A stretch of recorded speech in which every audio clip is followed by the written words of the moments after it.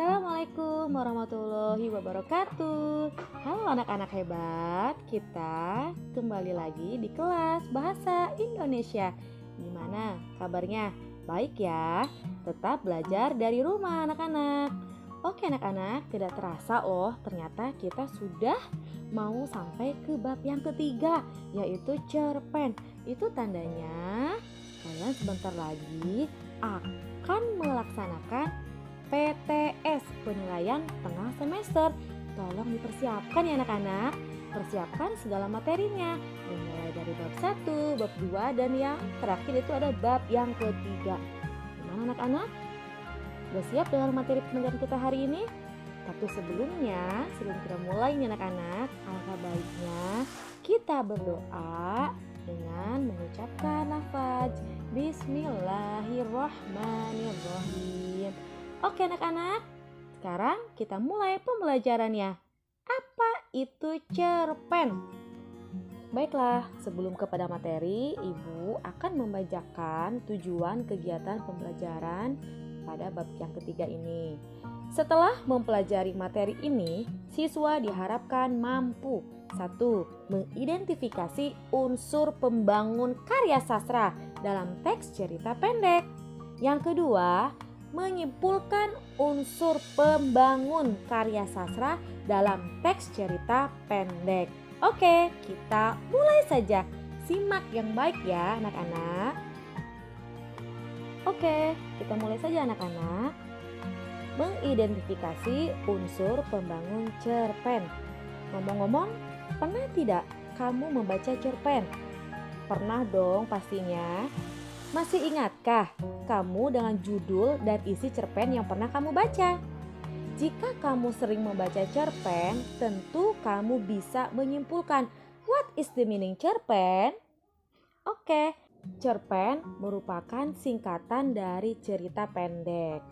Maksud dari cerita pendek di sini adalah ceritanya kurang dari 10.000 kata atau kurang dari 10 halaman. Cerpen biasanya hanya memberikan kesan tunggal dan memusatkan diri pada satu tokoh dan satu situasi saja.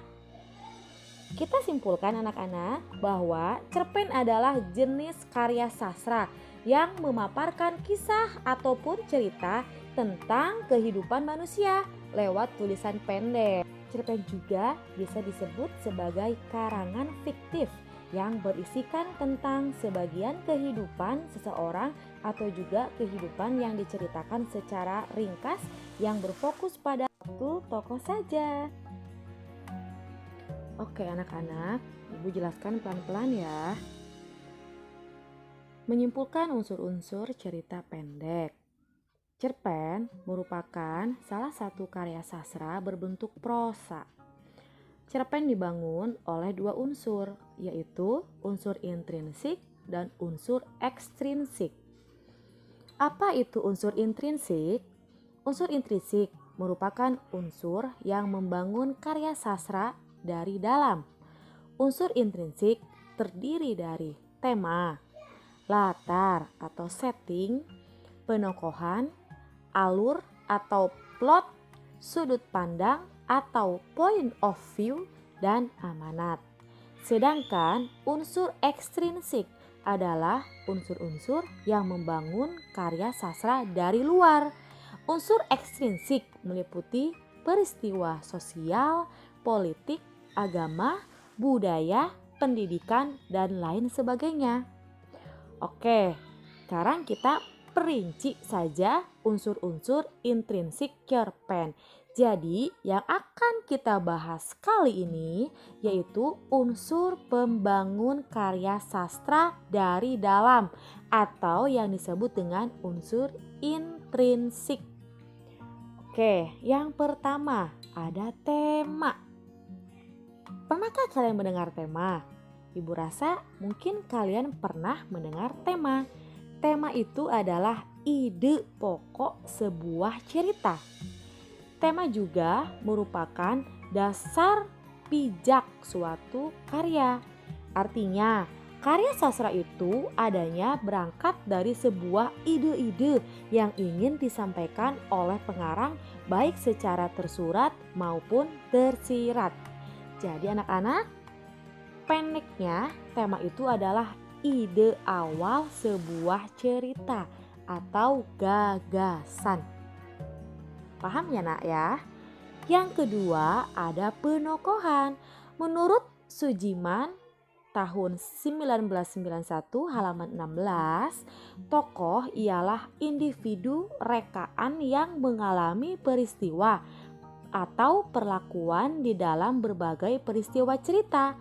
Sedangkan watak menurutnya tahun 1991 halaman 16 yaitu kualitas tokoh, kualitas nalar dan jiwanya yang membedakannya dengan tokoh lain. Penyajian tokoh dan penciptaan citra tokoh inilah yang disebut dengan penokohan. Istilah tokoh menunjuk pada orangnya atau pelaku cerita. Sedangkan watak, perwatakan dan karakter menunjuk pada sikap dan sifat para tokoh seperti yang ditafsirkan oleh pembaca. Lebih menunjuk kepada kualitas pribadi seorang tokoh. Contohnya ada tokoh yang bernama Budi. Nah, si Budi ini sebagai pelaku atau pemain dalam cerita. Nah, si Budi itu sifatnya contohnya bijaksana, baik, murah senyum, rajin beribadah, dan menghormati kedua orang tuanya. Nah, itu sudah sepaket ya anak-anak, tokoh atau penokohan dengan perwatakan. Kita lanjut ya anak-anak. Yang ketiga ada latar atau istilah lainnya adalah setting. Latar adalah segala sesuatu yang berkaitan dengan tempat, waktu, dan suasana di dalam cerita. Ketiga jenis latar ini saling terpadu dalam kesatuan cerita, menjalin ikatan dalam peristiwa-peristiwa yang terjadi di dalamnya. Kita buat contoh yuk. Contohnya, si kancil sedang mencari makanan di hutan pada sore hari. Sana tokohnya si kancil ya anak-anak. Di mana settingnya? Di mana ayo? Di hutan. Kemudian latar waktunya kapan si kancil mencari makanan? Pada sore hari. Nah, itu terpadu dalam kesatuan cerita. Paham ya? Baik, yang keempat alur atau plot. Yang dinamakan alur ialah konstruksi yang dibuat mengenai sebuah deretan peristiwa yang secara logis dan kronologis saling berkaitan dan yang diakibatkan atau dialami oleh pelaku.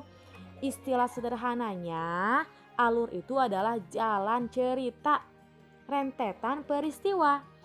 Nah, karena alur itu berupa jalan cerita, sehingga ada beberapa istilah-istilah dalam alur atau ada beberapa tahapan-tahapan alur.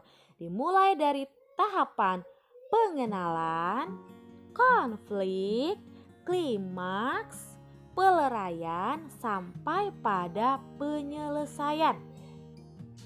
Oke anak-anak, kita jelaskan satu persatu tahapan-tahapan alur atau jalan cerita. Yang pertama ada pengenalan. Pada tahap ini, pembaca dikenalkan pada tokoh, penokohan, hingga latar sebuah cerita.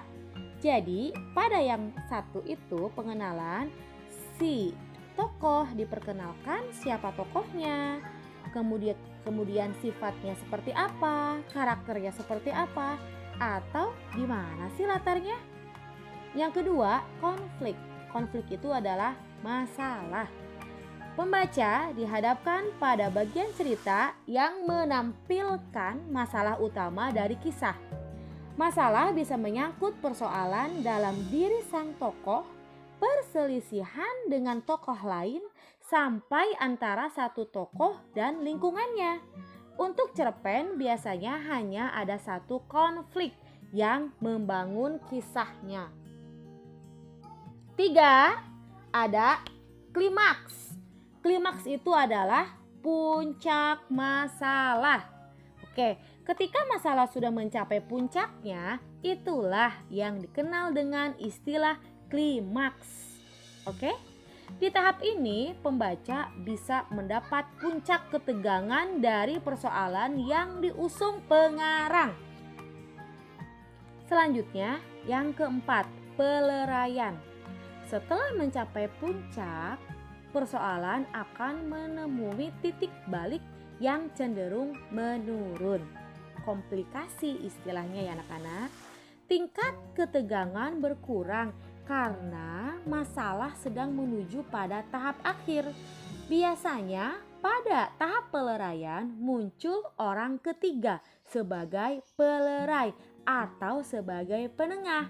Contohnya si A dengan si B sedang berseteru, sedang bermasalah. Nah, muncul tokoh ketiga yaitu si C yang tugasnya untuk melerai permasalahan itu.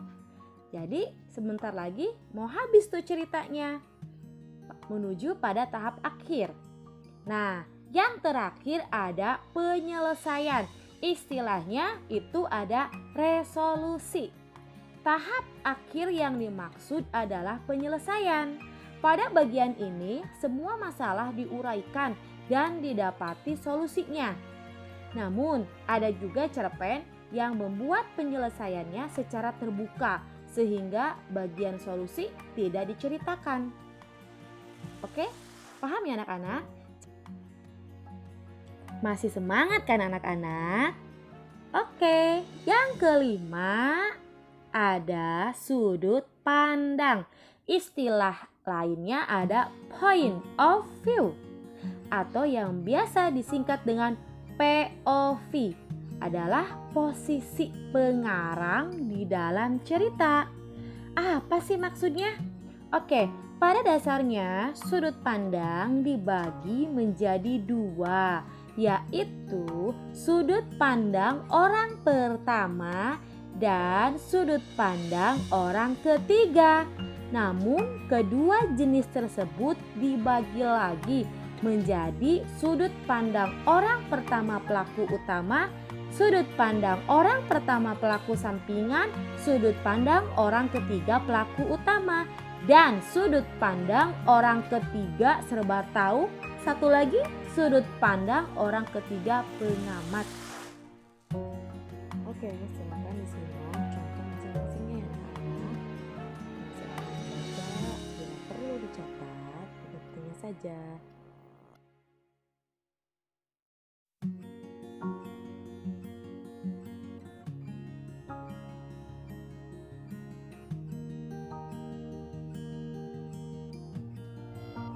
Unsur pembangun yang terakhir itu ada amanat. Apa amanat? Amanat adalah suatu ajaran moral atau pesan yang ingin disampaikan oleh pengarang. Alhamdulillah, pembelajaran kita sudah selesai. Semoga kalian tetap sehat ya dan tetap belajar dari rumah. Terima kasih. Wassalamualaikum warahmatullahi wabarakatuh. Salam literasi.